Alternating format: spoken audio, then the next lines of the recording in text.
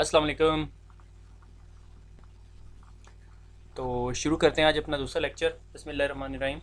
ठीक है।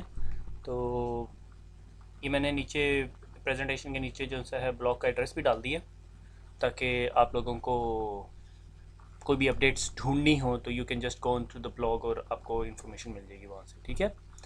तो मैं कोशिश कर रहा हूँ कि उसके साथ साथ फॉरम भी ऐड कर दूँ। अगर किसी को कोई भी क्वेश्चन है तो वीडियो के नीचे डाल दें। तो मैं एक्चुअली कोशिश करता हूँ कि दिन में एक या दो दफ़ा ब्लॉग को विज़िट कर लूँ। तो अगर आपके कोई भी कंसर्न्स हैं तो मैं कोशिश करूँगा कि आंसर कर लूँ उन्हें। तो स्टार्ट करते हैं। कैरेक्टरिस्टिक्स ऑफ द नेटवर्क पहले हमने पढ़ लिया कि नेटवर्किंग क्या है, लैन क्या है, वैन क्या है, टोपोलॉजी है। और उसके बाद फिर हम लोगों ने एक केबलिंग को भी थोड़ा सा टच किया। ईथरनेट केबल हमने पढ़ी। ईथरनेट केबल के अंदर मेनली ट्विस्टेड पेयर केबल को टच किया, crossover, straight through and roll over cable. अगर आपको याद नहीं है तो दोबारा पढ़ लो लेक्चर, कोई मसला नहीं है। तो अब नेटवर्क समझ आ गया, जब एक या एक से ज़्यादा कंपोनेंट्स को हम ऐड अप करते हैं तो वो एक नेटवर्क कहलाता है। ठीक है। तो इसके अंदर अब आ गया है नेटवर्क की करेक्टरिस्टिक्स, नेटवर्क की खासियतें। ठीक है। सबसे पहले खासियत जो एक अच्छे नेटवर्क के अंदर होनी चाहिए वो है स्पीड। ठीक है। कि नेटवर्क की स्पीड अच्छी होनी चाहिए। स्पीड का अब आप लोगों को सबको पता है कि अब कोई भी अपने घर के अंदर जो है मॉडेम से इंटरनेट नहीं यूज़ करता। अगर आप मॉडेम यूज़ कर रहे हो और ये मेरी वीडियो सुन रहे हो तो मुझे लग रहा है कि आप लोग कोई घंटा 2 घंटा लगा के तो उसे बफर करते होगे। ठीक है। तो how fast data can transmit over the network, के नेटवर्क पे कितनी स्पीड से डाटा ट्रेवल कर सकता है। ठीक है। लाइक अगर मैंने एक नोड ए है और नोड बी दूसरी नोड है जो पाकिस्तान में दो डिफरेंट सिटीज़ में पड़ी हुई है, तो उनके दरमियान अगर मैंने डाटा ट्रांसफ़र करना है लाइक 1 GB 1 GB, और एक कनेक्शन जो है उस डाटा को 1 घंटे में ट्रांसफ़र करता है और एक कनेक्शन जो है 15 मिनट में ट्रांसफ़र करता है, तो ऑब्वियस है कि जो 15 मिनट में ट्रांसफ़र करता है वो नेक्स्ट कनेक्शन जो है वो फास्टर है। ठीक है। नेटवर्क के अंदर हर चीज़ स्पीड नहीं होती। उसके अलावा बहुत सारे कंपोनेंट होते हैं जो अब हम डिस्कस करने लगे हैं। स्पीड के बाद जो दूसरा कंपोनेंट आता है वो कॉस्ट है। ठीक है। अब नेटवर्क की कॉस्ट क्या होती है? नेटवर्क को इंस्टॉल करना, उसको मेंटेन करना और उसके बाद उसके अंदर कोई अपग्रेडेशन करना कितना आसान और सारा कुछ। मसलन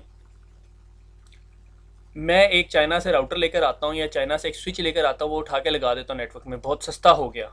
ठीक है। मुझे शायद वो 500 रुपये में मिल जाए। उसको चलाएगा कौन? उसको पाकिस्तान से कोई इंजीनियर नहीं मिलेगा, फिर आपको चाइना से कोई चीना उठा के लेकर आना पड़ेगा जो उसकी स्पेसिफिकेशंस या उसके मैनुअल्स पढ़ सके, अगर वो चीज़ ही चाइनीज़ में है। तो आपने कोई ऐसी प्रोडक्ट नहीं लगानी। मैं ये नहीं कह रहा कि चाइनीज़ चीज़ ना बाय करें, मैं ये कह रहा हूँ कि आप हमेशा वो प्रोडक्ट बाय करें, वो इंफ्रास्ट्रक्चर इंस्टॉल करें, वो प्रोडक्ट लगाएं जो ईजी टू मेंटेन हो। ये ना हो कि आपको अगर उस पोर्ट के ऊपर उस स्विच के ऊपर एक पोर्ट एनेबल करनी पड़े तो आपको कोई 20 कमांडें देनी पड़े। ठीक है। Easy to maintain. ठीक है। इस चीज़ के लिए एक टर्म यूज़ होती है TCO, total cost of ownership, के नेटवर्क की टोटल कॉस्ट ऑफ ऑनरशिप कितनी होगी। अगर आपने कोई एक ऐसी टेक्नोलॉजी लगा दी अपने नेटवर्क में जिससे आपका नेटवर्क तो बहुत फास्टर हो गया, मगर उस टेक्नोलॉजी को चलाने के लिए आपको कोई 10 बंदे रखने पड़ रहे हैं तो बहुत मुश्किल है आपके लिए, तो कॉस्ट बढ़ जाएगी। तो कॉस्ट की बहुत सारे फैक्टर्स होते हैं जिस पे जो एवेल्यूएट होते हैं। ठीक है। कि अगर आपने एक नेटवर्क लगाया, आपने देखना है यार इस नेटवर्क में 500 हज़ार रुपये और लगा के मैं इसको ऐसा ना बना दूँ कि अगर फ्यूचर में मुझे 100 यूज़र और ऐड करने पड़े तो मैं कर लूँ। ठीक है। तो ये सारे फैक्टर जो से हैं वो कॉस्ट में इंक्लूड हो जाते हैं। हम ज़्यादा डिस्कस नहीं करते इस चीज़ को, सिस्को से बहुत कम क्वेश्चन भी आएंगे। सिक्योरिटी, नेटवर्क कितना सिक्योर है। ठीक है। सिक्योरिटी इस टाइम दुनिया के अंदर जो है ना सबसे बड़ा इशू बना हुआ है। ठीक है। लोगों को पता भी नहीं होता और वो सिक्योरिटी को वाइड भी कर रहे होते हैं, मिस यूज़ हो रही होती है सिक्योरिटी। उसके अंदर बहुत सारी रीज़न हो सकती हैं। आपके अपने एम्प्लॉय भी हो सकता है जो आपके बॉस से राज़ी ना हो, वो जाके आपका डाटा ही उड़ा दे सारे का सारा। ठीक है। ये भी सिक्योरिटी के अंदर आता है। फिजिकल सिक्योरिटी, जहाँ हम सिक्योरिटी गार्ड रखते हैं, वो भी आता है। बल्कि मज़े की बात है, पिछले दिनों मैं ख़बरनामा सुन रहा था तो उसमें बता रहा था वो कराची के अंदर कोई डकैती शिकैती हुई है बैंक के अंदर, उन्होंने सिक्योरिटी गार्ड रखा हुआ था। उसे कहा भाई तूने बंदूक क्यों नहीं चलाई? कहता मैंने तो आज तक बंदूक ही नहीं चलाई। तो सिक्योरिटी आ गई। अगर उसने चलाई होती तो शायद ना होती डकैती। तो नेटवर्क के अंदर भी फिजिकल सिक्योरिटी होती है, आगे जाके हम लोग डिस्कस करेंगे। उसके बाद आ जाता है अवेलेबिलिटी। अवेलेबिलिटी भी एक इम्पॉर्टेंट फैक्टर है कि जब आपको उस चीज़ को यूज़ करना है तो आपको अवेलेबल हो। लाइक आपके एटीएम मशीन, आपको रात को 10 या 12 बजे हॉस्पिटल जाना पड़ गया, आपके पास पैसे नहीं है, आप एटीएम मशीन पे गए, उसमें कार्ड डाला और आपको पैसे मिल गए, ये अवेलेबिलिटी है। शुरू शुरू के अंदर मुझे अच्छी तरह याद है, वो सरगोदा के अंदर अक्सर 80% ऑफ एटीएम मशीन चलती नहीं होती थी, मगर क्लब रोड के ऊपर एक एटीएम मशीन होती थी जो अस्करी बैंक की थी मेरे ख्याल में, वो हर वक्त ऑन होती थी। तो अगर रात को आपको कहीं पैसों की ज़रूरत पड़ गई है और आपको चाहिए तो आप हमेशा अस्करी बैंक जाओगे, क्योंकि आपको पता है कि उसकी अवेलेबिलिटी ज़्यादा है, वो अक्सर चल रही होगी। ठीक है। तो अभी आपने अगर वेब सर्वर लेना होता है, अगर आप में से कोई जानने वाला या कोई वेब डेवलपमेंट में काम कर रहा है तो उसको अंदाज़ा होगा, आप लोगों ने जब वेब सर्वर लेना होता है तो आपने देखना होता है कि जो सर्वर आपने लिया है उसकी अवेलेबिलिटी कितनी है। ठीक है। यानी उस डेटा सेंटर की, या वो जो कंपनी आपका डेटा रखेगी अपने पास या आप सर्विसेज होस्ट करेगी अपने पास, उसकी अवेलेबिलिटी कितनी है। बहुत सारी कंपनीज कहती हैं हमारी 99.99 है, कुछ लोग कहते हैं हमारे पास 59 अवेलेबिलिटी है, 99,999 5 टाइम्स 9 अवेलेबिलिटी है, परसेंटेज अवेलेबिलिटी। 99.997 का मतलब है कि आप पूरे साल के अंदर आपका जो सर्वर जो वो कंपनी अपने पास रखेगी वो सिर्फ 15 मिनट के लिए डाउन होगा। ये बहुत बड़ी कमिटमेंट है अगर कोई कह रहा है ये। ठीक है। आपकी मेरे ख्याल में टेलीफोन की सर्विसेज भी इतनी देर अपनी रहती है हर वक्त पाकिस्तान में। ठीक है। तो बल्कि जो टीयर 3 के डाटा सेंटर्स के अंदर जो है वो टीयर्स होते हैं। डाटा सेंटर क्या होता है, जहाँ पर आपके सर्वर्स पड़े, like Yahoo, Google, Hotmail, Facebook, Twitter और जो भी वेबसाइट्स हैं, ठीक है, यूट्यूब, इस तरह के तमाम जो सर्वर्स जहाँ पे पड़े हुए हैं ग्लोबल लोकेशंस के ऊपर, वो डाटा सेंटर्स हैं। यानी डाटा सेंटर क्या हुआ, आपने एक बड़ी सी बिल्डिंग ले ली, उसके अंदर एयर कंडीशनिंग लगा दी, उसके अंदर नेटवर्क ले आए, उसके अंदर सर्वर्स रख दिए, उसके अंदर डेटाबेसेस रख दी, और अब आपने कहा अब मैंने सारे इंफ्रास्ट्रक्चर को, ये सारे का सारा इंफ्रास्ट्रक्चर कहलाएगा, इसको अप रखना है। जब भी किसी को इंटरनेट से इधर मेरे डाटा सेंटर में पड़े हुए किसी सर्वर तक आना की ज़रूरत हो तो उसे वो मिले, दैट इज़ अवेलेबिलिटी। तो कुछ डाटा सेंटर जो से वो क्लेम करते हैं कि हम 59 अवेलेबिलिटी देते हैं, 99.999। वो रफली मेरे ख्याल में, मैंने वर्कआउट किया था पिछले दिनों, तो वो रफली 7 से 10 मिनट डाउन टाइम बनता है उनका पूरे साल में। ठीक है। उसके बाद आती है स्केलेबिलिटी एंड रिलायबिलिटी। ये दो डिफरेंट चीज़ें, मैंने इसलिए दोनों काट इकट्ठी लिखी हुई है, स्लाइड में जगह नहीं थी और मैं दूसरी स्लाइड पे जाना नहीं चाह रहा था। स्केलेबिलिटी होती है, आपने नेटवर्क बना लिया, कल को आपको पता चलता है आपने 10 बंदे और ऐड करने हैं, इसमें 10 यूज़र और ऐड हो गए, आपको पता चलता है हो अगर 10 यूज़र ऐड करने हैं तो इसमें तो कैपेबिलिटी नहीं है आपको, बल्कि सारी जो डिवाइसेस आपने लगाई हुई है सारी उखाड़ के फेंकनी पड़ेंगी और नई डिवाइसेस खरीदनी पड़ेंगी। This is a bad bad bad design. Okay, ये अच्छा डिज़ाइन नहीं कहलाएगा। अच्छा नेटवर्क का डिज़ाइन वो होता है या जिसके अंदर स्केलेबिलिटी ईजी हो, जो स्केल हो सके। इसके लिए एक इंग्लिश में टर्म यूज़ करते हैं, फ्यूचर प्रूफिंग। कि मैंने आज एक नेटवर्क लगाया, मुझे चाहिए कि 100 यूज़र कनेक्ट करने हैं, मैंने जी 48 पोर्ट के 3 स्विच ले लिए। 48 पोर्ट पे पहले 48 यूज़र्स लगा दिए, 48 पे दूसरे यूज़र लगा दिए, और पहले जो उनसे है बाकी कितने बच गए, 4 5 6 कोई यूज़र बच गए, तो वो भी उठा के मैंने तीसरे स्विच पे लगा दिया, मगर मेरे पास अभी 40 पोर्ट्स और पड़ी हुई हैं। तो मैंने कहा जी मैंने फ्यूचर प्रूफ भी कर लिया नेटवर्क, मैं अभी नेटवर्क को एक्सटेंड कर सकता हूँ 48 और यूज़र्स तक, 40 यूज़र्स तक और। ठीक है, that is non age scalability, कि आप कितनी आसानी से स्केल कर सको। मैं ये नहीं कह रहा कि आपको पैसे लगाए बगैर स्केल कर लो, मगर कम से कम डिसरप्शन और कम से कम पैसे लगा के आप जब नेटवर्क को स्केल कर सको, उस चीज़ को कहते हैं स्केलेबिलिटी का कैरेक्टरिस्टिक। उसके बाद आ जाता है रिलायबिलिटी। रिलायबिलिटी के लिए क्या होता है, मैंने एक यहाँ पे एक टर्म लिखी हुई है, MTBF, mean time between failure. आप अगर कोई भी डिवाइस खरीदते हो ना, से सिस्को का स्विच, क्योंकि हम CCNA कर रहे हैं तो सिस्को का ही स्विच डिस्कस होगा। सिस्को का स्विच खरीदते हो ना, तो अगर आप उसकी डाटा शीट में जाओ तो उसके अंदर एक टर्म लिखी होती है, मीन टाइम बिटवीन फेलियर, कि ये स्विच कितने अरसे तक चलेगा और उसके बाद शायद वो बैठ जाए, डाउन हो जाए, उसकी एक एवरेज उन्होंने टाइम निकाला हुआ होता है। ठीक है, मुझे अभी एग्जैक्टली याद नहीं, मेरे ख्याल में एक एवरेज स्विच का जो टाइम होता है ना वो 3 साल होता है, वो 3 साल तक बगैर फेलियर के चलेगा। कितना रिलायबल है ये डिवाइस। ठीक है, सुजुकी मेरान और 86 करोला में कितना डिफरेंस है आपको पता है। ठीक है, वो 100 माइल चलने के बाद उसको अंदर मेंटेनेंस की ज़रूरत पड़ेगी, और 86 करोला कितने माइल चल के ज़रूरत पड़ेगी, जिनके पास 86 करोला वही बता सकते हैं, मेरे पास नहीं है। ठीक है, मेरे पास तो होंडा CD70 है। ठीक है, वो बहुत रिलायबल है, उसकी रिलायबिलिटी बहुत है। ठीक है ना, मैंने बड़ा रगड़ा दिया उसे। ठीक है, वो आप लाहौर की सड़कों पे जाके देख लें, वो लड़के तो वन व्हीलिंग वगैरह कर रहे होते हैं उसके ऊपर। ठीक है, कि रिलायबल कितना है नेटवर्क, ठीक है, नेटवर्क के ऊपर स्विच कितनी जल्दी उड़ता है। अगर मेरे पास एक नेटवर्क है उसके अंदर 100 स्विचेस लगे हुए हैं और मैं अभी जिधर काम कर रहा हूँ वहाँ पे हमारे पास कोई 750 स्विचेस लगे हुए हैं, ठीक है, उन स्विचेस के अंदर हमने जब एवरेज निकाली तो हमारे साल में 20 स्विचेस उड़ते हैं, 20 स्विचेस फेल होते हैं, नॉट अ बैड वैल्यू, ठीक है। 750-800 स्विचेस के अंदर से अगर आपका साल में 20 स्विचेस उड़ने कोई मसला नहीं है। बल्कि इस साल हमारे जो 2011 हमने क्लोज किया उसके अंदर सिर्फ 11 स्विचेस उड़े, यानी एक स्विच पर मंथ भी नहीं बनता, ठीक हो गया। तो इसका मतलब जो स्विचेस हमारे पास हैं उनका मीन टाइम बिटवीन फेलियर बहुत अच्छा है, ठीक है। तो आगे चलते हैं। Need for network security, security के ऊपर बहुत स्पीचेस होती हैं। यूरोप के अंदर तो बहुत खप है सिक्योरिटी के ऊपर कि डाटा सिक्योर होना चाहिए, ये फेसबुक, सोशल नेटवर्किंग वेबसाइट्स और इनके बारे में बहुत सारी स्टोरीज हैं, ठीक है। तो need for the network security के 60-80% of network miss use come from inside, कि अगर किसी नेटवर्क के अंदर कोई मिस यूज़ होता है, मिस यूज़ क्या, कि मसलन मेरी कुछ डाटा फाइल्स थी जिन पे मैं काम कर रहा था, मैं फाइनेंस डिपार्टमेंट में हूँ, मुझे पता है जी डिपार्टमेंट में हर बंदे की कितनी कितनी सैलरी है, कोई और आईटी डिपार्टमेंट का बंदा उस फाइल को एक्सेस नहीं करना चाहिए, मगर वो एक्सेस कर लेता है और उसको पता चलता है यार मेरे साथ वाले कोलीग को इंक्रीमेंट मिला, मुझे इंक्रीमेंट नहीं मिला, तो फड्डा बन जाएगा, बहुत बड़ा इश्यू हो जाएगा। मोस्ट ऑफ 60-80% ऑफ नेटवर्क के जो मिस यूज़ होते हैं वो अंदर से ही हो रहे होते हैं, वो बाहर से हैकर आके नहीं अटैक कर रहा होता, ये बाहर से नहीं किसी ने आके डाटा निकाला और दूसरे कुलीग को बताया ओ यार आपके कुलीग की तो सैलरी बढ़ी आपकी नहीं बढ़ी, ऐसा चक्कर नहीं होता, ठीक है। तो अंदर से कैसे सेव करना है, यही नहीं है कि बाहर से ही सेव करना है, अंदर से भी सेव करना है उस चीज़ को, नेटवर्क को, ठीक है। वो कैसे करना है, विल डिस्कस अबाउट इट।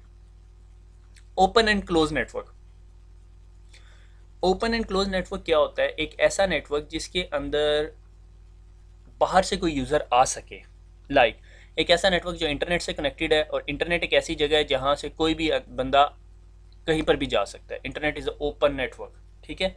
तो ऐसा नेटवर्क जिसमें पब्लिक नेटवर्क कनेक्टेड हो, अब मैं इंटरनेट की जगह एक टर्म यूज़ करूँगा public network, public network is sort of internet, कोई भी आ सकता है, ठीक है। तो ओपन नेटवर्क वो होता है जिसमें पब्लिक नेटवर्क से कोई भी बंदा अंदर आ सकता है, ठीक है, उस नेटवर्क के में पड़े हुए डाटा को देख सकता है या नहीं देख सकता, ये एक अलग क्वेश्चन है। क्लोज नेटवर्क वो होता है जिसका पब्लिक नेटवर्क से कोई लिंक नहीं होता, ठीक है। नॉर्मली जो डिफेंस फोर्सेस के नेटवर्क्स होते हैं वो पब्लिक नेटवर्क से कनेक्टेड नहीं होते, उनका अपने डेडिकेटेड लिंक होते हैं। लाइक अगर उनका कराची, लाहौर, इस्लामाबाद, फैसलाबाद में 5-6 जगह पे ऑफिस हैं तो उन्होंने इंटरनेट से आपस में नहीं जोड़े होंगे ऑफिस। मगर अगर कोई और ऑर्गेनाइजेशन होगी उसने एक ओपन नेटवर्क बनाया हुआ है कराची, लाहौर, इस्लामाबाद, उन्होंने कहा सारे ऑफिस को इंटरनेट से कनेक्ट कर लो और हम आपस में data over the internet cross करेंगे, ठीक है। मैं उसको उसकी डायग्राम दिखाऊंगा आपको आगे जाके, ठीक है। तो that's the difference between open and close network. Open network जो आपका पब्लिक नेटवर्क से कनेक्टेड होता है, लाइक इंटरनेट से कनेक्टेड होता है। क्लोज नेटवर्क जो आपका पब्लिक नेटवर्क से कनेक्ट नहीं होता, उसकी साइट्स या डिफरेंट लोकेशन आपस में एक डेडिकेटेड लिंक से कनेक्टेड होती हैं। डेडिकेटेड लिंक जिस पे कोई और बंदे का डाटा नहीं जा रहा, सिर्फ उन्हीं का डाटा जा रहा है, ठीक है। इस मोर सिक्योर मगर एक्सपेंसिव भी होता है वो। अच्छा, हैकिंग जो सी है वो बहुत बड़ा इशू बन गई है, मगर आप लोगों को CCNA में नहीं पढ़ाना उसे, बस ये इस एक चार्ट दिया हुआ था सिस्को की बुक में, मैंने कहा डिस्कस कर लेंगे, काफ़ी अर्से से डिस्कस होना शुरू हो गया। ये एक चार्ट है, ठीक है, 1980s, 90s और 2000, ये एक जो एक्स एक्सिस से, फॉर एग्जांपल एक्स एक्सिस के थ्रू ईयर्स चल रहे हैं और वाई एक्सिस के थ्रू क्या चल रहे हैं, कितनी हाई लेवल पे मैट्रिक्स जा रहा है फॉर द हैकिंग, ठीक है। पहले क्या होता था, पहले जब 1980s की ज़माना था तो उस वक्त क्या होता था कि सिर्फ पासवर्ड ही आपके डाटा को सिक्योर करता था, लोग पासवर्ड को गैस करते होते थे। हम आगे पढ़ेंगे कि पासवर्ड क्या है और कैसे गैस होता है, ठीक है। फिर हो गया, उसके बाद आगे चलते गए, लोगों ने और मज़ीद सिक्योरिटी की और हैकर्स ने मज़ीद एडवांसमेंट की, उन्होंने सेल्फ रेप्लिकेशन कोड बना दिए कि डाटा जाता था, निम्दा वायरस और उस तरह की सारी स्टोरियाँ। फिर लोगों ने पासवर्ड क्रैकिंग शुरू कर दी, डिसेबिलिटी और disabling the audits, hijacking second, sniffer, scanner, तो सारा कुछ, कि जिस तरह ये दो लाइनें हैं, एक ये वाली लाइन और एक ये वाली लाइन, ये वाली, ये दो लाइनें किस चीज़ को बता रही हैं कि जिस तरह लेवल ऑफ हैकिंग बढ़ता जा रहा है उस तरह ही टेक्निकल नॉलेज रिक्वायर्ड, ठीक है, technical knowledge required to do the hacking गिरता जा रहा है। उसकी वजह क्या है कि स्क्रिप्ट किडीज़ बहुत ज़्यादा आ गया। स्क्रिप्ट किडीज़ की आप एक टर्म सुनोगे जो ये कहलाता है कि कोई भी बंदा स्क्रिप्ट उठाए, अगर उसके पास एक अच्छा कोड हाथ लग गया है किसी के पास से, उसको यूज़ करे और थोड़ा बहुत जानता हो कि कैसे यूज़ करना है, तो वो हैक कर सकता है। एक बुक है, इंग्लिश में है, अभी आप सीसीएनए पढ़ लो, बड़ी बात है। बुक का नाम है कुकूज एग। एक एस्ट्रोनॉमिस्ट था, उसने कंप्यूटर पे काम करना शुरू किया, 1980s की बात है, और उसने एक हैकर पकड़ा। उसने कैसे वो हैकर पकड़ा और उसकी सारी स्टोरी है, sort of suspense digest type की चीज़ है, मगर वो इंग्लिश में लिखी हुई है, मगर वो बहुत पुराना है। वो एक ऐसा बंदा था जिसने पहली दफ़ा एक हैकर को पकड़ा जो जर्मनी में बैठा हुआ था और वो केजीबी के लिए काम करता था। Sort of very very suspense sort of book है। मैं सजेस्ट करता हूँ पढ़नी चाहिए, मगर पहले सीसीएनए पढ़ लो फिर वो पढ़ लेना, ठीक है। कुकूज एग उसका नाम है, ठीक है। उसने कैसे ट्रेस किया उसको, हैकर को, और वो किस तरह टाइम लगा के बैठा रहा। उस बंदे की एक बात है, क्या नाम है उसका, क्लिफ नाम था उसका, मुझे फर्स्ट नेम नहीं उसका याद आ रहा, ठीक है। उस बंदे ने कहा कि जब आप पहली दफ़ा कोई काम करते हो तो वो साइंस होती है, दूसरी दफ़ा जब आप काम करते हो तो वो इंजीनियरिंग होती है, तीसरी दफ़ा जब आप काम करते हो तो टेक्निकल सपोर्ट होती है। तो हैकिंग सॉर्ट ऑफ उस लेवल पे पहुंच गई है कि अब जो सा है ना वो साइंस नहीं रही, ठीक है ना। अब वो तकरीबन हर एक बंदा कर रहा होता है। लाइक वायरलेस का वेब क्रैक हो गया, कोई भी बंदा कर सकता है, ठीक है।